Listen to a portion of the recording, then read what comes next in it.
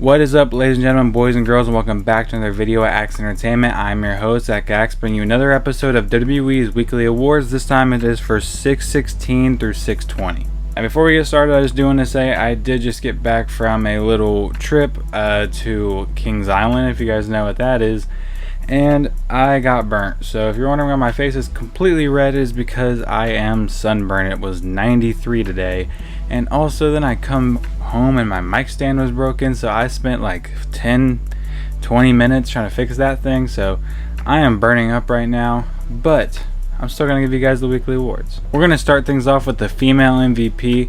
The female MVP for this week, there was a lot of good female wrestling, especially down in NXT. We had a lot of female matches, 4 singles matches to be specific, and the main event program was another, female interaction. And I'm gonna go ahead and give my honorable mention for female MVP to the 4 women that ended up qualifying. We'll talk more about them in the topic, but I'm going to give the overall female MVP to Asuka. Now Asuka comes back on Monday Night Raw and she puts on an absolutely stellar match. More on that later also. Absolutely stellar match, and picks up the win and heads them to the next round of King of the Ring or Queen of the Ring. And then come Friday, only 5 days later, she picks up a huge win over Alexa Bliss. So Asuka is in the Queen of the Ring, oh my god. Asuka is in the Queen of the Ring finals along with the winner between Roxanne Perez and Jade Cargill. Now, when I saw the lineup for the Fatal 4-Way between Ivy, Stephanie, Raquel, and Asuka, I thought for sure it was like almost a fact that we're going to see Stephanie win and move on, and I even said that in my last video because I thought Stephanie was kind of the guaranteed winner here.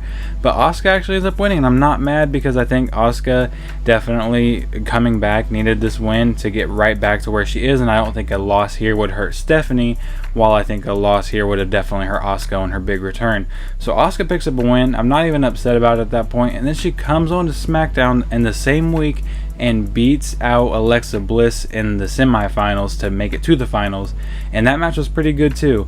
So she had 2 very good matches, and within 1 week of her return, she's in the finals of Queen of the Ring, and she beat 4 women in the same week, all amazing talents, and she's moving on to, like I said, the finals. So Asuka easily was female MVP. Now, like I said about NXT, the women, we do want to talk about them for our next topic. And we're going to go ahead and start with the 4 women that won their qualifying matches. Let's see if I can name them without even looking at the paper. We have Izzy Dame beating Zarya. We have Jordynne Grace beating Lola Vice. We have Lash Legend beating Kalani Jordan. And we have Jada Parker beating Thea Hale. I did it. Now, last week, if you watched my weekly awards, I did say I would like to see Kalani Jordan qualify and be the one to take on JC Jane come the pay-per-view. But she ended up losing to Lash Legend. I think Lash Legend's good too. I just would have much rather seen Kalani Jordan in the finals. But we still have some good options. I think Jada Parker and Jordynne Grace are definitely the more interesting options because I think they're 2 women that can definitely be in the main event scene, while Izzy Dame feels like a manager, and Lash Legend is, I just don't think, main event status right now. So I think Jordynne Grace or Jada Parker being the one to take on JC Jane at Evolution would be ideal. Now, if I had to pick, honestly, in this match, the only person I can see winning next week is Jordynne Grace, because if JC Jane is a heel, like bona fide heel, and the 4 people in the match, Jada Parker is pretty much a heel, Lash Legend's a heel, and Izzy Dame's a heel. So if I'm thinking logically, I think Jordynne Grace, and we're going to see Jordynne Grace challenge for the NXT Championship again, taking on JC Jane, and that's one of the matches I said I wanted to see. I said if it wasn't going to be Kalani, I would rather see Jordynne Grace, and it looks like that's what's going to happen because, like I said, she's the only face in the match, but NXT has done crazier stuff. So I guess we'll have to see. But then that brings us into the main event, where we have Blake Monroe, formerly Mariah May. I'm going to stop saying that every video from now on. But Blake Monroe coming out to sign her NXT contract and immediately gets targeted by the champ, gets targeted by JC Jane. And the only thing I don't like about this, I like that, almost a Mariah May, Blake Monroe is coming out and immediately getting thrown into the main event, which they are really good at that in NXT. As soon as they bring a star in, they immediately throw them in the main event scene, and I think it's great. My problem with it right now is that we have 4 women that just won their matches and are going to go on to a Fatal 4-Way, and someone's going to win and face JC Jane. But it looks like right now Blake Monroe is kind of getting the attention of JC Jane entering the feud, so people are going to be more focused on her than they are the person that's actually going to be facing her at the pay-per-view. Now, I'm hoping this just leads into maybe like a TV Blake Monroe versus JC Jane match, so we just get it out of the way, or I'm hoping this is a feud that we kind of slowly build to after Evolution. And let's just go ahead and keep it going. We're kind of just connecting the topics in the awards. We had Asuka giving honorable mention to the 4 women, then the 4 women on the topic, and that leads into our next award, which is Match of the Week. Now, Match of the Week, I'm going to give honorable mentions to Sami Zayn versus Randy Orton, which was actually a very good match. Same thing with the Fatal 4-Way between Jay, Rusev, Sheamus, and Bronson Reed on Monday Night Raw. That was a very good Avengers Endgame-esque match. So that match definitely gets an honorable mention. But at the end of the day, I'm going to give the award to the Fatal 4-Way between the returning Asuka, Stephanie Vauquer, Ivy Nile, and Raquel Rodriguez. I feel like the 4 women in the ring were definitely like the perfect blend of styles, because we had Asuka and Stephanie, which are kind of your technicians, but we also had Stephanie, who can do the, more high-flying stuff. We had Raquel Rodriguez and Ivy, who are kind of just the powerhouses of the match that can also mix in some of their own technicians. So I feel like the styles really clashed very well here. We had some pretty good spots. We had Ivy Nile honestly looked great in this match. First of all, she looked great. I wouldn't even be mad if Ivy Nile ended up picking up the win after her performance in this match. We had a devil's kiss on the apron. I thought that move it's great. And Raquel actually looked really good in this match too, which I know I've hated on Raquel a little bit, but she looked pretty good. And then we had Rhea Ripley coming out to cost Raquel the win, just like she did. And, that's going to lead into something which we'll talk about later also. Oh my god, I'm connecting everything. But like I said, I thought it was a foregone conclusion that Stephanie Vauquer was winning this. I thought it was for sure going to be Stephanie. But then they went with Asuka. I said it earlier, but a loss here wouldn't have hurt Stephanie as much as it would have hurt Asuka on her return. So I think Asuka winning here was the right choice at the end of the day. I think all these women just had like really good chemistry together and had some really good sequences and moves. So this match had to win Match of the Week. And that leads perfectly into our next topic, which is actually a downer of a topic, so let me get not so hype. And that is Liv Morgan is out with injury. Now, if you follow me on TikTok on Axe Entertainment, I did talk a little bit about this over there, but I'm going to talk more about it here. This sucks. This is awful. Liv Morgan easily is one of the best women on that roster, period. She is amazing, and she had so many different feuds going on right now. And I think one of the worst parts of all this, I don't really want to say that, it seems a little bit like looking past the injury, but she had this thing with Io, and Io was finally doing something, because Io Sky has not been doing anything on Monday Night Raw, and you've heard me complain about it in every single video I've released in the past month. I've been complaining about Io Sky is not doing anything. She finally does something, and then the person she's finally getting a feud with, it seems, gets injured immediately on the same night. She also has a tag team championship still, so I think the only good thing that can come really out of this, I'd say, is that we're probably going to get Roxanne taking that title. We're probably going to get kind of a same storyline we had with Dom and Rhea and Liv. When Liv first came into the Judgment Day and we had all that treachery and everything. And I think we're going to get the same thing, just 2.0 this time, with Liv playing Rhea's role and Roxanne playing Liv's role, which I hope they don't exactly just rinse and repeat that same thing. I mean, it would be entertaining, don't get me wrong, but I hope they don't exactly just rinse and repeat it. But back to Liv. Liv is going to be out. She had a shoulder injury in her match against Kairi Sane. And one thing I don't want is I don't want people to start hating on Kairi Sane, because Kairi Sane was getting a lot of praise online. Kairi Sane was getting a lot of talk. People wanted her to be pushed. People were talking about her all the time.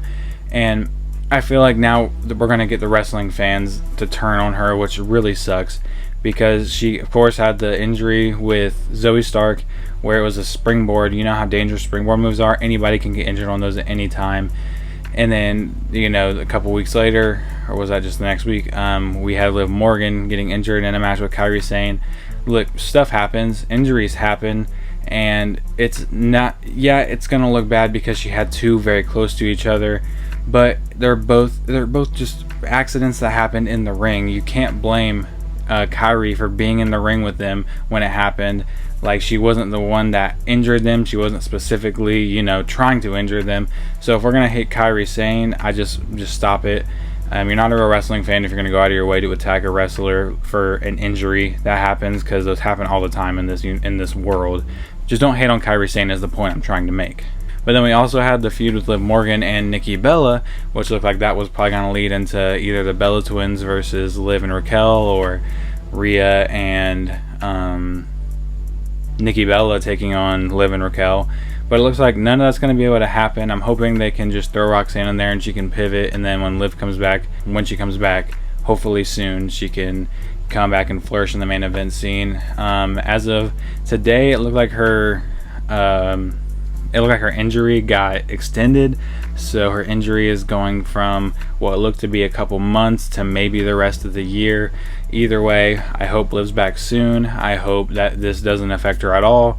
Well, of course it's going to affect her, dumbass, but but I think it'll be fine. I think everything will work out. I hope Liv has a speedy recovery, and I hope she's back on the TV very soon, because like I said, she's one of the best. And that one leads perfectly into, I'm just kidding, I don't have any other ones that connect, but we're gonna go into the award that I think everybody's gonna click on this video to see and hear me talk about, which is promo of the week. Now, I know you guys are gonna think that nostalgia is gonna be able to win me over, and you know, a feud that's been going on for 15 years is gonna be able to just get the spot because they did something with it. But Becky and Bayley had an absolutely great promo on Monday Night Raw. Their promo was very good. And that's why they're getting honorable mention. I'm just kidding. We're going to give it, obviously, to the John Cena frickin' pipe bomb that happened at the end of Friday Night Smackdown. Now, this is poetic justice, and as much as I would love to sit here and explain it to you, all the similarities and everything, for some reason, Joe Tess was doing that on commentary, and that pissed me off, first of all, that he's just sitting there like, oh, in 2011 we had this, in 2011 we had this, in 2025 we have this, in 2011. Like, bro, we are wrestling fans, but we're not stupid. I know you think you have to remind us when we're watching the Royal Rumble that both of you have to hit the ground to be eliminated. I know you think you have to remind us of this and that, and we don't remember the storylines. We know exactly what was happening, why it was happening. You know, we knew everything. We got everything. So please stop acting like we're stupid, Joe Test. But also, I will explain a little bit. So, of course, R-Truth in 2011 had a match against John Cena. John Cena gets put through a table. CM Punk comes out and delivers a pipe bomb, running down the company, running down John Cena, running down the idea of John Cena, saying that the company will be better when Vince is dead and Triple H sucks, and that he said hi to Colt Cabana, who was not in the company. Now, of course, 2025, we have John Cena versus R-Truth. But this time CM Punk is put through a table after the match, and John Cena sits on the sits on the turnbuckle and starts talking. And this was great.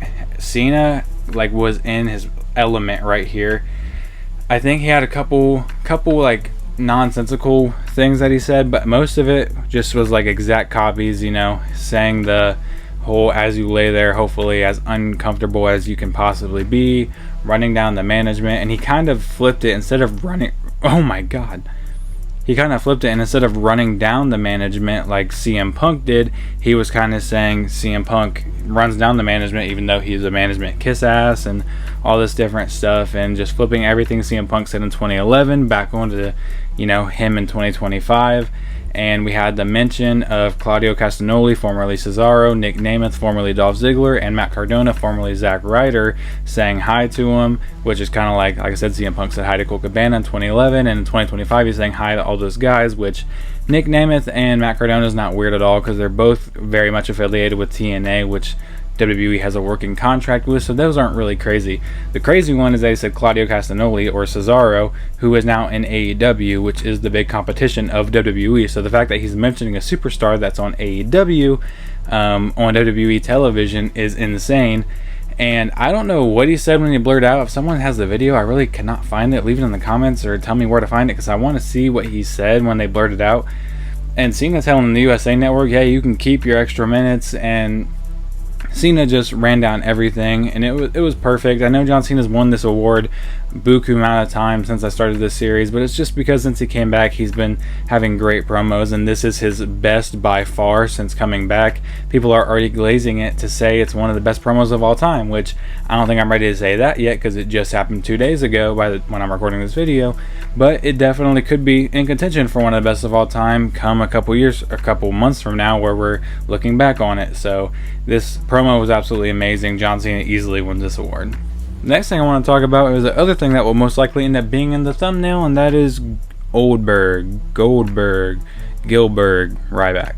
Now, I don't know how to feel about this. Goldberg is back, Big Bill is back, and on one hand, it's good because we're getting the blow-off, the payout to what happened a long time ago when, you know, we had the interaction between them, and we also had Gunther at one point saying that Goldberg was his favorite wrestler as a dig to Bret Hart. And this feud has been going on for a while, so we finally got them interacting like properly, and we're finally going to get a match.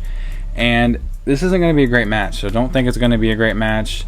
Gunther can get a great match out of a lot of people, but Goldberg is a guy that is very hard to get a good match out of.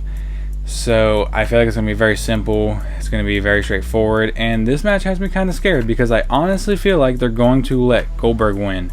And I'm kind of nervous for that. I could very much see a world where Goldberg does win this to get his name on the history books, to have another notch on his belt. He wins this, beats Gunther, and maybe Seth Rollins cashes in on Goldberg. I know it would be lackluster, considering all of us wanted to see Seth have the briefcase and maybe cash in on John Cena. But I could see a world where he cashes in on Goldberg and just takes the title immediately off of Goldberg, and Seth Rollins begins his world title reign, which if Goldberg wins, that's the only right thing that should happen. If anything else happens, it's going to be terrible. So if Goldberg does win, Seth Rollins needs to save us. And that's a perfect way to save professional wrestling, honestly, is by taking the title off of a 60-year-old guy that shouldn't be in the title match in the first place. And let's get to that. That's going to be my next point. Why the hell is Goldberg getting a title shot? Why the hell is this for the championship? Now, if Goldberg put his career on the line, that would be worthy of a title shot. If Goldberg had to say, I am going to put my career on the line so that I can get this title shot, yeah, but his career's not on the line yet. And he just got announced as a title match. It's going to be a title match. Why is Goldberg getting a title match just for coming out? But Cody Rhodes, the guy that held that championship for over a year. Cody Rhodes, the guy that pinned the WWE champion John Cena. Cody Rhodes, the guy who's been carrying company on his back since 2022. Has to freaking go through King of the Ring to get a title opportunity against John Cena, but Goldberg can just waltz in and get a shot against Gunther. That's just so stupid. Like I said, it would have made sense if Goldberg had to put his career on the line to get this match against Gunther, but he didn't. He didn't do anything. He came out, said, I'm going to fight you, and they made it a title match at Saturday Night's Main Event. I wish there was some reason that it had this stake, not just he's Goldberg, he gets a title shot, but it's Goldberg, what do you expect? And I think you know, at the beginning I said I don't know how to feel about this. I think you actually know how I feel about this. This is very, very stupid. Gunther already had a lackluster title reign the first time. Jey Uso was having a good run with the title. We took it off of Jey Uso, gave it back to Gunther, and now Gunther is going to have a match with Goldberg. Is going to be his first feud. That's absolutely hilarious to me. So Goldberg's back. Yay. Now, this is something new I want to introduce in the weekly awards.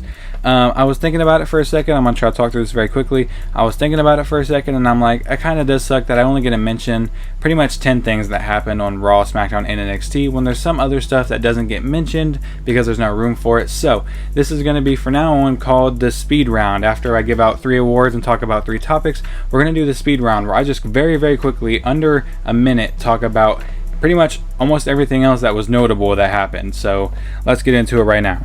Why is Javon Evans stuck in the no quarter catch crew storyline? Why Javon Evans is one of the main eventers on NXT. Why is he stuck in this feud? And Tavion Heights wants out of the NQCC, and he has to fight Javon to get it. And I don't know what's happening. Why is Javon there? LA Knight got absolutely destroyed with 3 spears and 3 tsunamis, or 2 spears and 3 tsunamis. I feel bad for LA Knight, but hey, he's in the main event scene. Why is Aleister Black getting teased on Friday Night SmackDown and then can't even get his proper match against Kit Wilson? Also, where is Elton Prince? Is he injured? And also, Aleister, why is he not wrestling? Naomi finally had her first failed cash-in this early, and it made her look stupid. And I was waiting for that. AJ Styles and JD McDonough had a very, very good match on Monday Night Raw. and I think it was very good. It just wasn't good enough to mention on Match of the Week, but I wanted to tell you guys that it was a good match. Karrion Kross is going to get a wrestle sometime soon. He's going to be wrestling Sami Zayn, and now that Sami Zayn is out of King of the Ring, sadly, I really wanted Sami to win, but now he's out. Now that Sami Zayn is out of King of the Ring, he has more time for Karrion Kross, so let's hope we get an actual feud and Karrion Kross can get on TV, because we got World War III before we got Karrion Kross wrestling on TV, so give Karrion Kross a match against Sami Zayn literally next week, literally Monday Night Raw. Getting into our next award, it's going to be kind of short. We have Team of the Week. Now, I don't know what's happening the last couple weeks where WWE does not know what to do with their tag division anymore, because the best tag division in wrestling is Smackdown, and the Wyatt Six were having trouble, so that's why they were away, and they come back, and it seems so far they've kind of ruined the best tag division in wrestling, which is kind of weird. I don't want to say ruined yet, but the tag division is not featured every week on SmackDown. There was no member of the tag, the Fabulous Five or the Significant Six or whatever we're calling them. There was no sign of any of them at all on the show, except for Kit Wilson, and he was there to get beat up by R-Truth. So this tag division, for some reason, when the White Six came back, I thought it was going to be better. Now it looks like it's getting worse.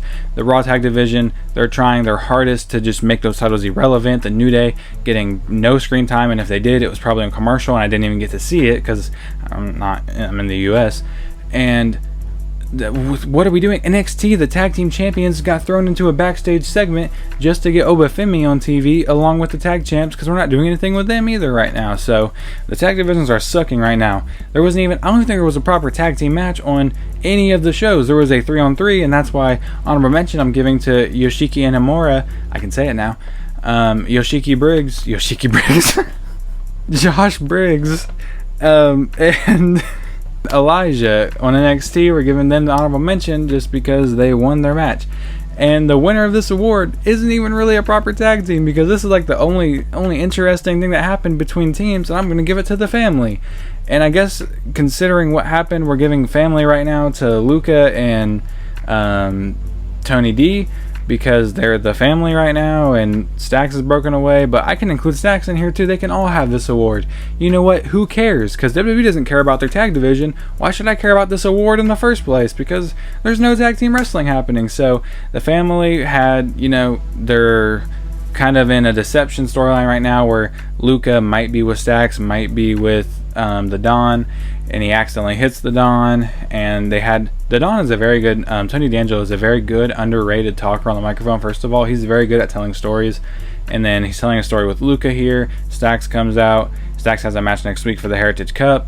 Noam Dar's going to get a wrestle, what the hell, and they're all just going to end up, in a collision course, and there's not even real tag team possibilities here. I think Luca and Don, I guess, are the ones that you would consider the tag team. But like I said, if WWE doesn't care about the tag division, why should I care about giving this award to an actual tag team? We're going to give it to the family. Next thing I want to talk about is Jacob Fatu versus Solo Sikoa, which will be happening at Night of Champions coming soon. I'm sure I'll talk more about this match in my predictions video, but for now, I just want to talk about the fact that it feels like we're going back into another Bloodline Civil War, and I don't want another Bloodline Civil War. I was very interested with the Bloodline story when Roman was in control. Even when Solo got in control for a little bit, it was kind of interesting. But now it feels like it's dead in the water, and now that Fatu's broken away, we had Jimmy Uso come out to make the save, and now Jimmy's getting back involved with the Bloodline. We have Jeff Cobb and Solo being the new Bloodline to take on Fatu and Jimmy. I don't like that Jimmy's getting thrown back in this. I mean, I know what else can you do with Jimmy Uso right now, but I just don't like that he's getting thrown right back into the Bloodline Civil War, because that's going to feel like that's all he can do. And it looks like we are saving Hikuleo, though. Hikuleo's looking to be saved, I'm assuming, for Night of Champions when Solo faces Fatu. I assume, honestly, Solo might take this title here because of Hikuleo, and Hikuleo will most likely debut to be another member into the Bloodline. Which sucks, because once Tama Tonga and Tonga Loa end up coming back sooner or later, we're just going to have a bunch of guys running around that have nothing to do except for being the Bloodline. So, but Hikuleo made his debut in main event, so he will most likely be coming to the main roster very, very soon. And what I'm assuming will be Night of Champions, Hikuleo will make his debut. So, I just don't like that we're getting back into the Bloodline Civil War, and now we're holding the U.S. title hostage for another Bloodline Civil War storyline. And also, the guy that was supposed to be fighting for the championship, Damian Priest, said, "I'm going after Jacob Fatu. I will see you soon, Jacob Fatu," is now backstage talking to R-Truth and Aleister Black, as opposed to actually going after the U.S. title just because Solo is the next challenger. Like, he's kind of stepping back, like, "Oh, you go ahead and get the shot that I called. Go ahead, you can have it."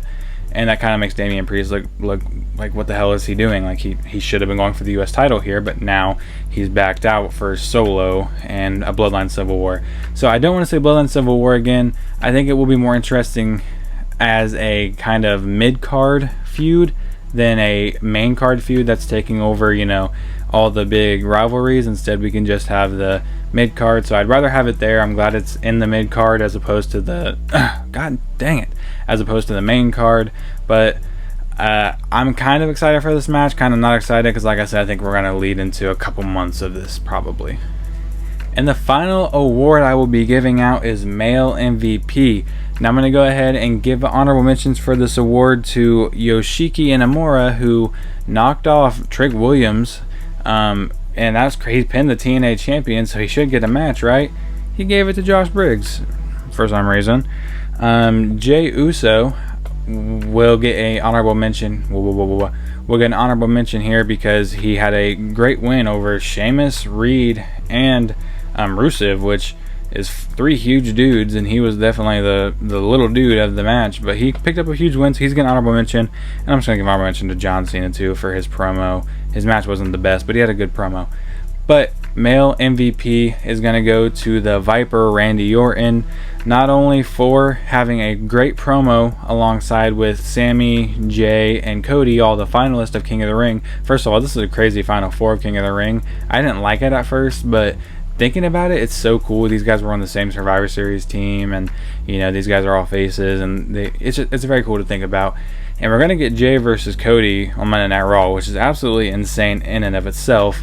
But we did have Randy knocking off Sami Zayn in an excellent match. Now, if you watched my last week's video, I said I wanted Sami Zayn to be the one that won King of the Ring.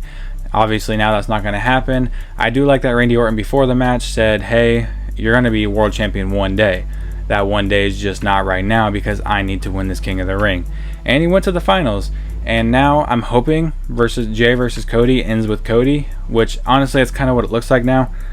Because beforehand, all I could really see was either Sammy winning and going for Gunther, or Cody winning and going for Cena. Well, now that Sammy's out of the equation, I don't see Orton winning this, and I don't see Jay versus Orton being the big final. I see it being Cody versus Randy, which is a match that we all wanted to see for the championship. Looks like instead we're going to get it in the finals of King of the Ring, which is just as cool. I just don't think Cody Rhodes needed the King of the Ring win to go after John Cena. Like you heard me say earlier, if Goldberg gets a shot, why does Cody not have a shot? But if that's how we're going to get to the inevitable John Cena, Cody Rhodes, with King Cody Rhodes, that's fine. Cody Rhodes is going to have everything to ever be done in WWE done here soon.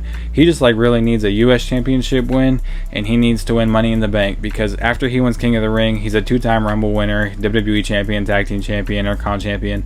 This dude has done it all, and I think Sami Zayn definitely needed this a lot more because he is king. He is a guy that has not won a main championship and not a guy that's not had a lot of accolades, while Cody is and Randy is. And I can't see Jay winning that match, so I think that we're going to have Randy versus Cody, and it's going to suck, like I said, because these guys don't need this win. But kind of like the Money in the Bank we're giving to Seth Rollins, it was given to an already main event guy just to elevate the main event guy. So I think that's what we're going to do with King of the Ring, is give it to a main event guy like Randy or like Cody just to elevate them. It looks like to be Cody. Like I said, it'll probably end up being Cody just so he can fight Cena. But way off topic right now. Randy Orton's going to win male MVP because he had a great promo and he had an absolutely amazing match with Sami Zayn, and for the second year in a row, Randy Orton is in the finals of King of the Ring. Last thing I want to talk about is very, very quick, and that I just want to give predictions real quick for the 3 title matches that are going to be happening on Friday Night Smackdown. Now we have, first of all, Tiffany Stratton versus Nia Jax. I'm honestly glad this match is happening next week. I'm glad this is not happening at Night of Champions. I'm glad this is not happening, anywhere else. I'm glad this is where it is.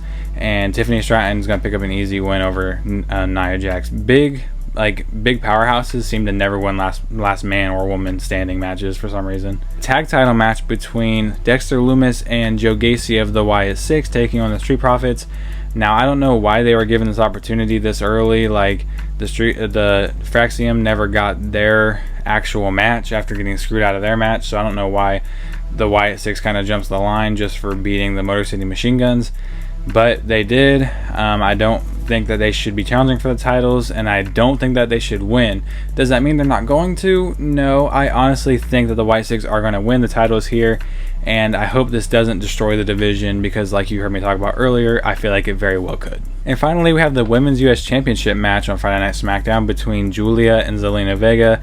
This one's very simple for me. I love Zelina Vega, but I think Julia is what this division needs. I think Julia should pick up the win here, and I think we will have a new Women's US Champion in Julia come Friday Night SmackDown. And it is kind of weird at the same time, too, by the way, that we have a show called Night of Champions where we're supposed to have every championship defended, but we're having 3 of the championships on Friday Night SmackDown and left off of the show completely, which I get. You can't have them all there. We have to have the room for the King of the Ring stuff, which I don't get why that happens at Night of Champions, but that's a whole nother point. This is the end of the video. That was your weekly awards. Let me know in the comments right now if you enjoyed the speed round. If you think the speed round is great and you want to see it continue, go ahead and let me know in the comments, because like I said, I want to talk about some different stuff that I didn't get a chance to talk about with the topics or with the awards, but talk about it very quickly just so I can acknowledge that it happened instead of just completely ignoring it. That's all I got, though. If you did enjoy, leave a like, leave a comment, subscribe, ring the bell if you want to be notified whenever I drop a video like this, and I will see you guys in the next one. Peace. This happened if I had real tough love, I'm bad at this, and I'm bad for this. Narcissistic tendencies, I don't care about no one else. Narcissistic tendencies, I'm low, so set me on the shelf. Few people ever have my back, yeah, there ain't no doubt about that. Why is Javon Evans stuck in the